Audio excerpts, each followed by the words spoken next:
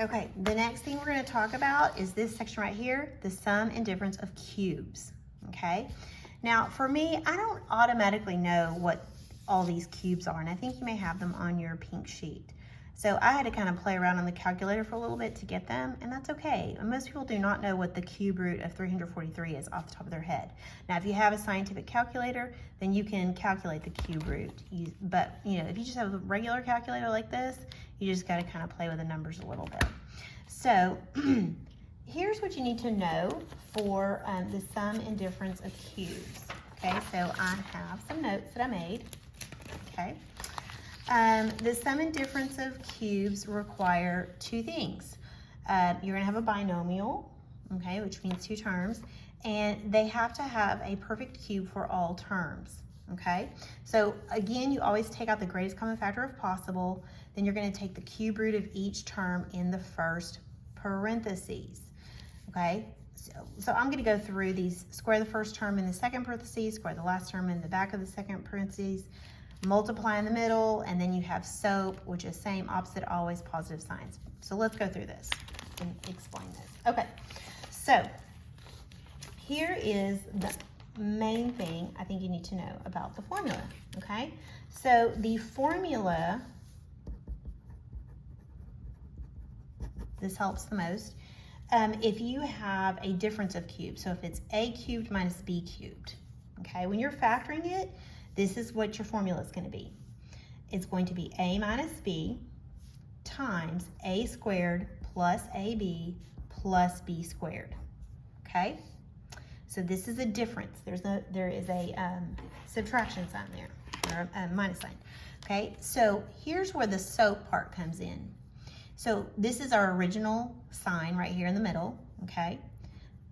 It's the same, right? Negative, minus, minus. This sign right here, opposite. This is minus, this is plus. And this last one is always positive, okay? So that spells SOAP, and that helps you remember. Now, the next thing you need to remember though, is if you're doing the sum of cubes, like a cubed plus b cubed, again, you've got to know the formula. And the formula for the sum of cubes is a plus b times a squared minus ab plus b squared. Okay, so there's the difference right there, which kind of seems funny maybe, but again, go back to the SOAP method and write this on your pink sheet. I would, for sure. So we started with a plus, okay? Same, plus, plus, plus, minus. Oh, that's opposite. And plus, always positive, okay? So yes, it is different. A cubed minus b cubed, you're going to start with, that's going to be the same, but then positive, positive. But when it's a cubed plus b cubed, that's the same, opposite, always positive. Okay, so the SOAP, that helps you to make sure you got it right. Okay, so let's look at an example of this. Okay, I'm gonna fold this sheet of paper because I found that when I was working through these problems, I looked at the formula a lot. It really helped me to go back to the formula. Okay, so if we look at, let's see here. Okay, number 25 actually on your sheet. Number 25 is x cubed plus 8, okay? Now, I don't have a greatest common factor to factor out. I'm cool with that. Is x cubed a perfect cube? Yes. X times x is x cubed. Is 8 a perfect cube? Yes, because I know 2 times 2 times 2 is 8, okay? So this is where I go to my formula, and it just helps me to write it out. So a cubed plus b cubed, basically it's going to end up being a plus b times a squared minus ab plus b squared, okay? All right.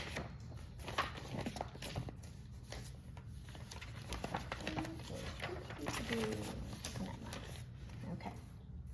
So if I look at this, I can say, okay, well, what's a cubed? Okay, it's in this format. So I know a cubed is x cubed, right? okay? Because this corresponds to this one, this corresponds to this. What's b cubed? B cubed is 8. So I know if a cubed is x cubed, then just plain old a would be the cube root of it, is x. And plain old b, which is the cube root of 8, is 2. Okay, so now that I know what every single variable is, I know a cubed, I know what a is, I know b. Now all I have to do is plug these in to here. Okay, so I'm plugging this in and this in. Easy peasy. So I need to do a plus b. So a is x, b is 2. X plus 2 times a squared. Okay, well what's a squared? It's going to be x squared. Minus ab. That means multiply a times b. X times 2 are 2x plus b squared. Okay, what's 2 squared? 4. So I have x plus 2 times x squared minus 2x plus 4. I literally just plugged all that in. Okay, now let's check my method. The SOAP method, did that work? Well, my original sign was plus. So same, opposite, always positive. Yep, that checks. So that is your answer. Okay, so remember the formula. Okay. All right. So let's do another one. Let's do 26. Okay. 26. So 27 f cubed minus 125. Okay, so this is going to be a difference of cubes. So I'm going to go back to my formula. Okay, and so this is my formula. A cubed minus b cubed. And I know when I factor it out, this is what I'm going to do. A minus b times a squared plus ab plus b squared. Okay, so now what I have to do is, okay, I know that I can't factor anything out. I've got to think, okay, 27 is, it's not divisible by 5. There's nothing that will go into both 27 and 125, okay? If this was 25, then I could factor something out, but I can't. All right, so my a cubed here is 27f cubed, okay? My b cubed is 125. All right, so now what's my a? Well, what's the cube root of 27? Well, I know that 3 times 3 times 3 is 27, because 3 times 3 is 9. 9 times 3 is 27. So plain old a is going to be 3, and basically f cubed. What's the cube root of f cubed? So it's like you're asking yourself, what's the cube root of f cubed? Well, I know that f times f equals f cubed. So 3f, okay, is my a. So now I want to know, I know b cubed is 125. Basically, you're taking the cube root of both to get what plain old b is. Well, what is the cube root of 125? And if you know your cubes, that one I did know, 5 times 5 times 5 is 125. So 5 times 5 is 25, 25 times 5 is 125, okay? So I'm gonna go back to my formula here, okay? So I'm just plugging this in to here. So a minus b, so that's 3f minus, oh, sorry. You know what I didn't do? B is 5, not 125, okay? So 3f minus 5 times, now I'm gonna go a squared. Well, what's a squared, okay? Well, 3 squared is 9. F squared, f times f is f squared, plus ab. So I'm gonna multiply a times b. 5 times 3f, that's gonna be 15f plus b squared. B is 5. So what's 5 squared? 25. So my answer, when I factor this out, is 3f minus 5 times 9f squared plus 15f plus 25. So let's check. Does the SOAP method work? Okay, I started with a negative. Yep, same, opposite, always positive. Okay, it worked. Easy peasy. Let's see, let me try to find a trickier one for the difference.